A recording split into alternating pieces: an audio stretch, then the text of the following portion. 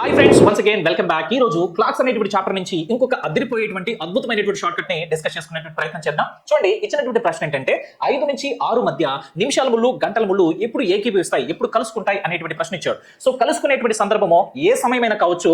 నేను చెప్పినట్టు ఎలా సాల్వ్ చేయండి.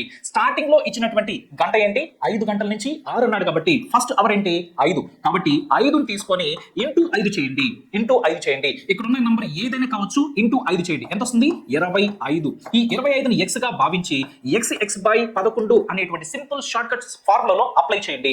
సో ఇక్కడ x అంటే 25 కాబట్టి 25/11 మనం చేస్తే ఈ 25ని ఈ 11 మనం క్యాన్సిల్ కొడితే 11తో 11 1 11 2 అన్నమాట. సో 22 పోతుంది. 25లో మనకి ఎంత మిగులుతుందంటే 3 మిగులుతుంది. కాబట్టి ఈ 2ని ఈ 27 కలపండి, ఎంత అవుతుంది?